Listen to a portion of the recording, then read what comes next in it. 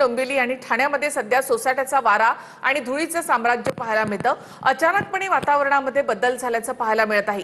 सध्या राज्यातील काही जिल्ह्यांमध्ये पाऊसही सुरू आहे। अशात कल्याण, डोंबिवली आणि ठाणा या तीनही ठिकाणी सोसाट्याचा वारा आणि धुळीचं साम्राज्य पाहायला मिळतंय।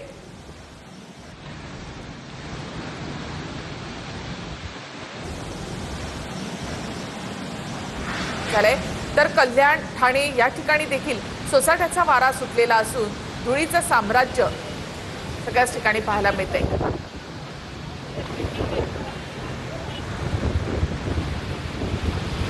थेट आपण ठाण्यामध्ये जाऊयात। आमचे प्रतिनिधी गणेश थोरात यांच्याकडे। गणेश, काही दृश्य दाखवाल, काय नेमकी परिस्थिती?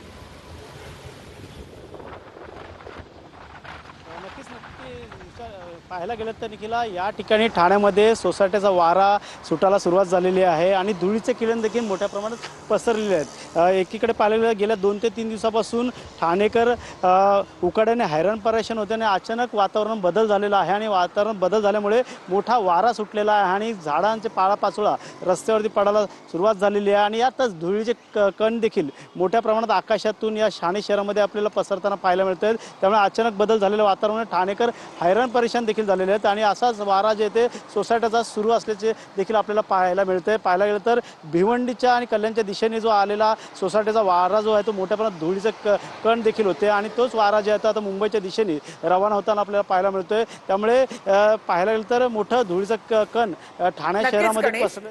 कल्याण, डोंबिवली, ठाणे या ठिकाणी असा सोसायट्याचा वारा सुटलाय, धुळीचं साम्राज्य निर्माण झालेलं आहे। यात पुढल्या बातम्यांकडे तर वांगणी परिसरामध्ये सुद्धा जोरदार पाऊस होतोय। वादळी वाऱ्यासह मुसळधार पावसाची या ठिकाणी हजेरी।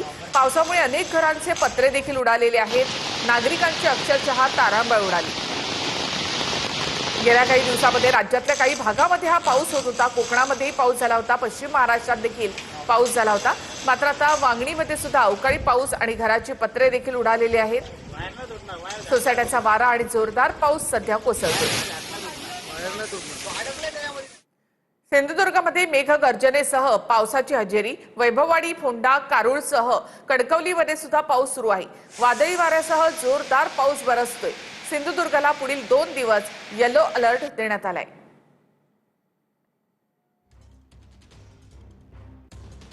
तर साताऱ्यामध्ये अवकाळी पावसानं हजेरी लावली आहे। पावसामुळे नागरिकांसह वाहनधारकांची देखील मोठी तारांबळ उडाली। वातावरणामध्ये गारवा निर्माण झाल्यामुळे जनतेला उन्हाच्या तडाख्यापासून मोठा दिलासा मिळाला आहे।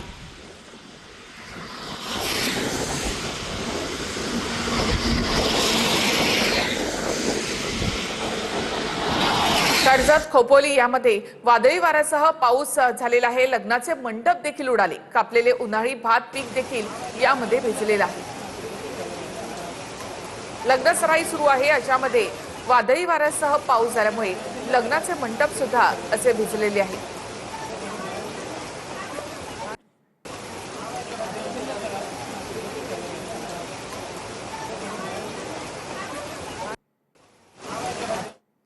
तर नांदेडमध्ये सुद्धा काही ठिकाणी पावसानं हजेरी लावली आहे। हवामान विभागाने आज नांदेड जिल्ह्याला सुद्धा येलो अलर्ट दिला होता। दुपारच्या सुमारास हदगाव, तामसा, हिमायतनगर या भागामध्ये पाऊस झालेला आहे। वादळी वाऱ्यासह सध्या पाऊस कोसळतोय। तर बुलढाण्यामध्ये पावसामुळे थांबलेल्या दुचाकींना एसटी बसनं धडक दिली। या अपघातामध्ये तब्बल 10 ते 12 मोटारसायकलींचं मोठ्या प्रमाणामध्ये नुकसान झालेलं आहे।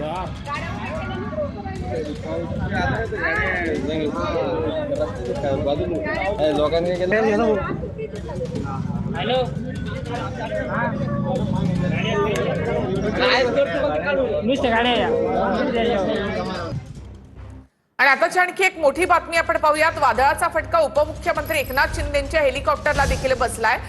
उपमुख्यमंत्री शिंदेंच्या हेलिकॉप्टरला वादळाचा फटका बसला। तर मुरबाडकडे शिंदेंचं हे हेलिकॉप्टर जात होतं, मात्र अचानकपणे सोसाट्याचा वारा आणि पाऊस सुरू झाल्यानंतर पायलटनं हे विमान जे आहे ते पुन्हा एकदा जुहूला लँड केलेलं आहे। अधिक माहिती आपण घेऊयात आमचे प्रतिनिधी गिरीश गायकवाड यांच्याकडून। गिरीश, काय घडलं? नक्कीच निखिल, आपण पाहतोय की आज बऱ्याच ठिकाणी लग्न आहेत आणि अशाच एका लग्नानिमित्त महाराष्ट्राचे उपमुख्यमंत्री एकनाथ शिंदे हे महालक्ष्मी रेसकोर्सहून मुरबाडच्या दिशेला जात होते. मुरबाडला त्यांचं चॉपर लँड होणार होतं, हेलिकॉप्टर लँड होणार होतं.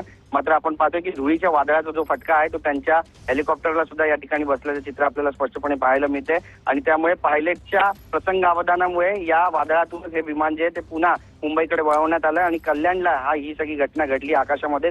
आणि त्यानंतर हे विमान जे आहे ते आता जुहू एअरपोर्टवरती लँड करण्यात आल्याची माहिती मिळते. महालक्ष्मी रेसकोर्सहून लग्नासाठी मुरबाडला जात होते एकनाथ शिंदे, मात्र कल्याणला पोहोचल्यानंतर या ठिकाणी धुळीच्या वादळाचा मोठा फटका जो आहे तो त्यांना सुद्धा बसला आणि चॉपर अनियंत्रित झाल्याचं सुद्धा प्राथमिकरित्या समजतं आणि त्यामुळे पायलटनं कसं बसा हे जे चॉपर आहे ते पुन्हा एकदा या ठिकाणी जुहू या ठिकाणी लँड केलेलं आहे आणि एकनाथ शिंदे सध्या या अपघातातून सुदैवानं बचावले असंच म्हणावं लागेल. निखिला. नक्कीच गिरीश, आपण पुन्हा एकदा पाहूयात की महालक्ष्मी रेसकोर्स वरून लग्नासाठी मुरबाडला एकनाथ शिंदे यांचं हे हेलिकॉप्टर जात होतं. मात्र कल्याणच्या जवळ हे हेलिकॉप्टर वादळामध्ये अडकलेलं होतं. मात्र जुहू एअरपोर्टवर इमर्जन्सी लँडिंग या हेलिकॉप्टरचं करण्यात आलेलं आहे. गिरीश, आपण पाहतो की सर्व ठिकाणी म्हणजे कल्याण, डोंबिवली, ठाणे त्यापुढे देखील सोसाट्याचा वारा आणि पाऊस कोसळतोय, याचा फटका कुठेतरी बसतोय. नक्कीच आपण पाहतोय की कल्याण असू द्या किंवा आसपासचा संपूर्ण परिसर असू द्या, या ठिकाणी जे धुळीचं वादळ आहे त्याचा मोठा फटका जो आहे तो बसतोय आणि मुरबाड या ठिकाणी पाऊस सुद्धा पडत असल्याची प्राथमिक माहिती मिळते आणि याचाच फटका जो आहे तो एकनाथ शिंदे यांच्या हेलिकॉप्टरला बसल्याची प्राथमिक माहिती मिळते. पण पायलटच्या प्रसंगावधानामुळे एक मोठी दुर्घटना टळली असं म्हणावं लागेल, कारण पायलटनं अतिशय चपळाईनं हे जे चॉपर आहे ते हवेमध्येच फिरवलेलं आहे आणि पुन्हा एकदा मुंबईच्या दिशेनं आणण्यामध्ये त्याला यश आलेलं आहे. कारण 15 ते 20 मिनिटं याच वादळामध्ये हे चॉपर जे आहे ते अडकलं होतं अशी सुद्धा प्राथमिक माहिती मिळते. मात्र अत्यंत प्रसंगावधान दाखवून या ठिकाणी जे चॉपर आहे ते पुन्हा एकदा जुहू इथल्या विमानतळावरती इमर्जन्सी म्हणून लँड करण्यात आलेलं आहे. पवन हंसला हे चॉपर जे आहे ते सध्या लँड झालेलं आहे. एकनाथ शिंदे सुखरूप आहे, त्यांच्यासोबत जे 3 जण आणखी गेले होते ज्यामध्ये ओएसडींचा देखील समावेश आहे ते सुद्धा सुखरूप असल्याची माहिती मिळते. त्यामुळे एक मोठी दुर्घटना टळली असंच म्हणावं लागेल. नक्कीच गिरीश, मोठी दुर्घटना यामध्ये टळलेली आहे. मात्र या सगळ्याचा काही अलर्ट देण्यात आलेला होता का, की मग कल्याण, डोंबिवली, ठाणे या सगळ्या भागामध्ये अचानकपणे सोसाट्याचा वारा सुटलेला आहे, पाऊस सदृश परिस्थिती निर्माण झालेली आहे?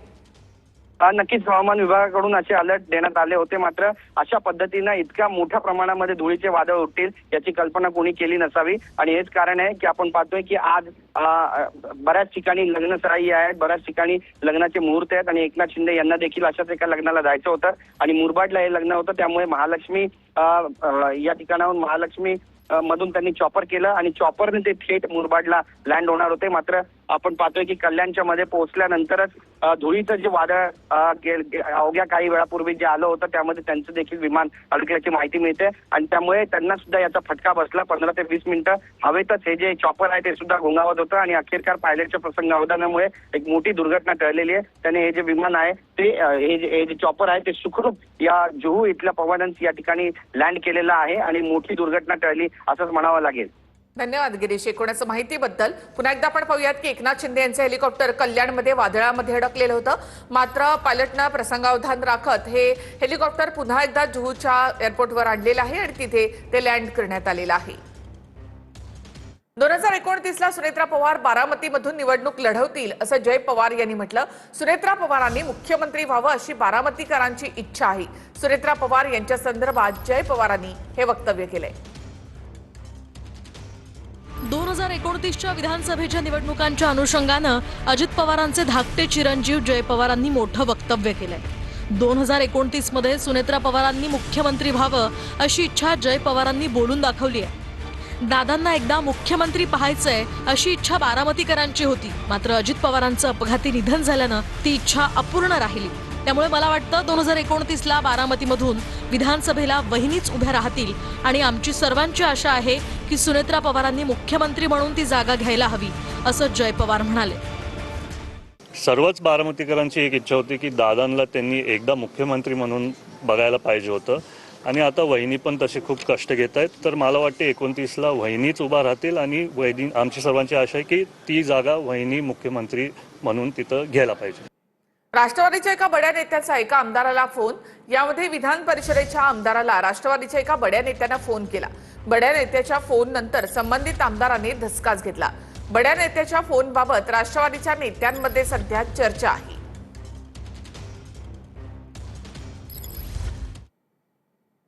सुनेत्रा पवार यांच्या राज्यसभेच्या रिक्त जागेवर छगन भुजबळ जाणार का अशी चर्चा आहे. येवल्यामध्ये समीर भुजबळ विधानसभा लढणार अशी देखील चर्चा आहे. राज्यसभा द्यावी असा काही माझा आग्रह नाही असं छगन भुजबळ यांनी म्हटलेलं आहे. सुनेत्रा पवारांच्या राज्यसभेच्या रिक्त जागेवर छगन भुजबळांच्या नावाची चर्चा सुरू झाल्याची माहिती सूत्रांनी दिली. बारामती विधानसभा पोटनिवडणुकीत सुनेत्रा पवार निवडून आल्या. त्यानंतर त्यांनी दिल्लीत जात राज्यसभेच्या खासदारकीचा राजीनामा दिला. त्यामुळे सुनेत्रा पवारांच्या रिक्त जागेवर भुजबळांच्या नावाची चर्चा सुरू झाली. छगन भुजबळ राज्यसभेवर गेल्यास त्यांची विधानसभेची जागा रिक्त होणार. भुजबळ राज्यसभेवर गेले तर त्यांच्या जागी समीर भुजबळ येवल्यातून विधानसभा निवडणूक लढण्याची शक्यता आहे. दरम्यान सध्या आपण राज्यात मंत्री असून राज्यसभा द्यावीच असा आग्रह नाही अशी प्रतिक्रिया भुजबळांनी दिली आहे. पक्ष काय निर्णय घेईल तो घेईल. काय आता माझ्या दृष्टीने म्हणाल तर ते मंत्रिपद आहे, एक सिनियर मंत्री आहे मी, त्यामुळे राज्यसभेवरच मला पाठवा असा आग्रह धरणं मी चुकीचं आहे. तर उपमुख्यमंत्री शिंदेच्या हेलिकॉप्टरला वादळाचा फटका बसला. उपमुख्यमंत्री शिंदेचं हेलिकॉप्टर वादळामध्ये अडकलेलं होतं. महालक्ष्मी रेसकोर्सवरून लग्नासाठी मुरबाडला एकनाथ शिंदे जात होते. त्याच वेळेला कल्याणजवळ हे हेलिकॉप्टर जे आहे ते वादळामध्ये अडकलेलं होतं. मात्र जुहू एअरपोर्टवर इमर्जन्सी लँडिंग या हेलिकॉप्टरचं करण्यात आलेलं आहे. तर महालक्ष्मी रेसकोर्सवरून या ठिकाणी हे विमानाचं उड्डाण हेलिकॉप्टरचं उड्डाण झालं. त्यावेळेला उपमुख्यमंत्री एकनाथ शिंदे यामध्ये बसतानाचे हे दृश्य जे आहेत ते आपल्या समोर आहेत. एक्सक्लुझिव्ह असा हा व्हिडिओ. त्यानंतर हे हेलिकॉप्टर कल्याणजवळ गेलं असताना वादळाचा फटका या हेलिकॉप्टरला बसलेला आहे. त्यानंतर पायलटनं हेलिकॉप्टरचं इमर्जन्सी लँडिंग केलेलं आहे. जुहू एअरपोर्टवर शिंदेच्या हेलिकॉप्टरचं इमर्जन्सी लँडिंग करण्यात आलं. ज्यावेळेला या हेलिकॉप्टरमध्ये या चॉपरमध्ये उपमुख्यमंत्री एकनाथ शिंदे बसत होते त्यावेळेची ही दृश्य आपण या ठिकाणी पाहतोय. मुंबईमधलं वातावरण एकदम क्लिअर आहे. मात्र कल्याण, डोंबिवली, ठाणे या भागामध्ये सोसाट्याचा वारा सुटलेला आहे आणि धुळीचं साम्राज्य या ठिकाणी निर्माण झालंय. पुन्हा एकदा जाऊयात आमचे प्रतिनिधी गिरीश गायकवाड यांच्याकडे. गिरीश, नक्कीच निखिल, आपण पाहतोय की आताच्या घडीची सगळ्यात मोठी ब्रेकिंग न्यूज जी आहे ती आपल्या माध्यमातून संपूर्ण महाराष्ट्राला समजते. ती म्हणजे महाराष्ट्राचे उपमुख्यमंत्री एकनाथ शिंदे यांना सुद्धा सोसाट्याचा जो वारा आहे आणि जे धुळीचे वादळ सध्या कल्याण, डोंबिवली या परिसरामध्ये निर्माण झालेले आहे त्या ठिकाणी आपण पाहतोय की त्यांना सुद्धा याचा फटका बसलेला आहे. आणि हेलिकॉप्टर अपघातातून, मोठ्या हेलिकॉप्टर अपघातातून खरं तर ते या ठिकाणी वाचल्याची सुद्धा माहिती मिळते. आणि महालक्ष्मी रेसकोर्सहून लग्नासाठी महाराष्ट्राचे उपमुख्यमंत्री एकनाथ शिंदे हे मुरबाडला रवाना होत होते. बऱ्याच लग्नाचं इन्व्हिटेशन त्यांना आज आलेलं आहे, कारण बऱ्याच ठिकाणी आज लग्नसराई आहे, लग्न होत आहेत. आणि अशाच एका लग्नासाठी ते स्वतः मुरबाडला जात होते. मात्र मुरबाडला जात असताना कल्याणला ज्यावेळी ते पोहोचलं, त्यांचं चॉपर पोहोचलं, त्यावेळी या धुळीच्या वादळामध्ये हे चॉपर सुद्धा अडकलं आणि याचा त्यांना फटका बसला. 10 ते 15 मिनिटं हे चॉपर जे ते याच धुळीच्या वादळामध्ये अडकल्याची जी प्राथमिक माहिती ती सुद्धा मिळते. आणि पायलटच्या प्रसंगावधानामुळे पुन्हा एकदा हे जे विमान जे चॉपर आहे ते जुहू इथल्या पवनांची या ठिकाणी सुखरूप लँड झालेलं आहे आणि सुदैवाने मोठी दुर्घटना टळली असंच म्हणावं लागेल. निखिला, धन्यवाद गिरीश एकूणच माहितीबद्दल. तर वादळामध्ये अडकल्यानंतर शिंदेचं हेलिकॉप्टर जे आहे त्याचं इमर्जन्सी लँडिंग जुहू. आणि आताची ही मोठी बातमी आपण पाहतोय. कल्याणमध्ये शिंदेच्या हेलिकॉप्टरला वादळाचा फटका बसलेला आहे. ज्यावेळेला महालक्ष्मी रेसकोर्सवरून हे चॉपर उडालं आणि त्यानंतर कल्याण जवळ पोहोचल्यानंतर सोसाट्याचा असा वारा सुटलेला होता. धुळीचं साम्राज्य या ठिकाणी निर्माण झालं. यामध्ये हेलिकॉप्टर जे आहे ते या ठिकाणी आल्यानंतर पायलटनं प्रसंगावधान राखलं आणि त्यानंतर हे चॉपर जे आहे ते पुन्हा एकदा जुहूकडे वळवण्यात आलं. तर दोन दृश्य आपण पाहतो. एका दृश्यामध्ये आपण पाहतोय की एकनाथ शिंदे या चॉपरमध्ये ज्यावेळेला बसले महालक्ष्मी रेसकोर्सवरून त्यावेळेची ही दृश्य. तर दुसऱ्या बाजूला ज्यावेळेला कल्याणजवळ हे चॉपर पोहोचलेलं होतं तर त्यावेळेची ही दृश्य आपण या ठिकाणी पाहतोय. सोसाट्याचा वारा या ठिकाणी सुटलेला आहे. महालक्ष्मीहून मुरबाडकडे हे चॉपर जात होतं. त्याच वेळेला या चॉपरला वादळाचा फटका बसलेला आहे. त्यानंतर शिंदेचं हे हेलिकॉप्टर जुहू विमानतळावर परतलं. मात्र कल्याण, डोंबिवली, ठाणे या सगळ्या ठिकाणी असा सोसाट्याचा वारा सुटलेला आहे. तर एकूणच सुटलेला हा वारा आणि त्याचबरोबर धुळीचं साम्राज्य पाहता त्यानंतर पायलटनं हेलिकॉप्टर वळवलेलं आहे. अचानकपणे कल्याण, डोंबिवली, ठाणे या ठिकाणी सोसाट्याचा वारा सुटला, धुळीचं साम्राज्य निर्माण झालं.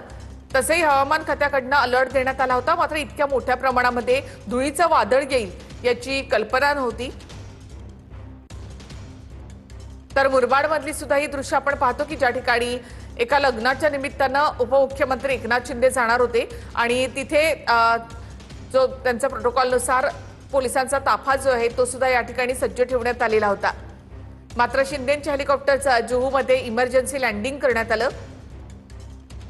कल्याण, डोंबिवली, ठाणे त्यानंतर मुरबाड या सगळ्या भागात सुद्धा सोसाट्याचा वारा सुटलेला आहे. धुळीचं वादळ अक्षरशः या ठिकाणी आलेलं आहे. याच ठिकाणी मुरबाडमध्ये उपमुख्यमंत्री एकनाथ शिंदे यांचं हेलिकॉप्टर उतरणार होतं. मात्र या संपूर्ण परिसरामध्ये धुळीचं साम्राज्य निर्माण झालंय. धुळीचं वादळ या ठिकाणी आलेलं आहे. सोसाट्याचा वारा सुटलेला आहे. त्यानंतर शिंदेच्या हेलिकॉप्टरचं जुहूमध्ये इमर्जन्सी लँडिंग करण्यात आलं. मुरबाडकडे जात असतानाच हेलिकॉप्टर कल्याणमधूनच परत फिरवण्यात आलं. पायलटनं प्रसंगावधान राखत कल्याणच्या आसपास असलेलं हेलिकॉप्टर पुन्हा एकदा वळवलं आणि जुहूमध्ये इमर्जन्सी लँडिंग करण्यात आलं.